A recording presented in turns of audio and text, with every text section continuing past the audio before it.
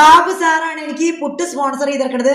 Babu sir ഇതാ ഞാൻ പുട്ടുണ്ടാക്കിയിട്ടുണ്ട്, പഴവും പുട്ട്, ഇഡ്ഡലി, ദോശ എല്ലാം സ്പോൺസർ ചെയ്തിരിക്കുന്നത് ബാബു സാറിന്റെ വകയാണ്.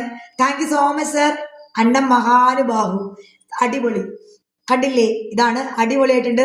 ഞാൻ കഴിക്കാം, നല്ല സൂപ്പറാണ്. ഞാൻ വെള്ളച്ചോറ് കൊണ്ടാണ് ഞാൻ എന്നെ രാവിലെ ബ്രേക്ക്ഫാസ്റ്റ് പുട്ട്, പഴം, അങ്ങനെ അങ്ങനെ നല്ല സാധനങ്ങളാണ്.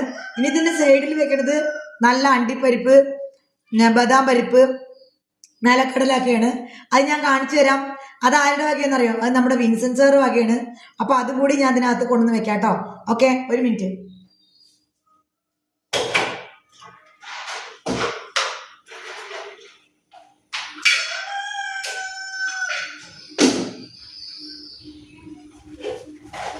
ഇതാ കണ്ടോ, ഒരു ഡപ്പയിൽ നിറച്ച് അണ്ടിപ്പരിപ്പും മുന്തിരിയും എല്ലാം, അല്ല മുന്തിരിയല്ല, അണ്ടിപ്പരിപ്പും ബദാം പരിപ്പൊക്കെ വാങ്ങിച്ചിരിക്കണത്. ഞാനിപ്പോ അതൊക്കെ കഴിക്കണത്.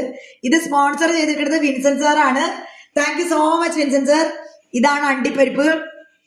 ബദാം പരിപ്പ് എൻ്റെ അടുത്ത് നല്ല സാറ് വെള്ളത്തിലിടാൻ പറഞ്ഞ ഞാൻ അങ്ങനെ ലൈവ് കഴിഞ്ഞ് അങ്ങനെ ഉറങ്ങിപ്പോയി. ഞാൻ എന്തായാലും ഇതാണ്ടില്ലേ, ഇതാ ബദാം പരിപ്പ് സെറ്റാണ്. കുറച്ച് നിലക്കടലയും, അടിപൊളി. ഇനി എന്ത് വേണം? സെറ്റ്. സുജേഷ്, ബാബു സർ കി ജയ്, ബാബു സർ കി ജയ്.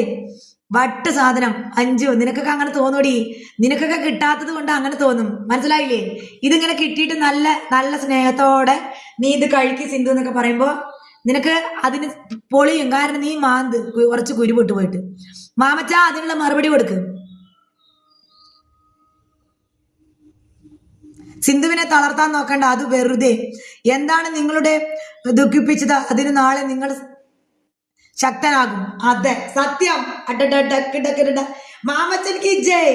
ഏതാണ് നിങ്ങളെ ദുഃഖിപ്പിച്ചത്? അത് നാളെ നിങ്ങളെ ശക്തരാക്കും. സത്യാണ്. അതാണ് മാമച്ച ഇന്ന് മാമച്ചന് കൊടുക്കാനുള്ള സന്ദേശം.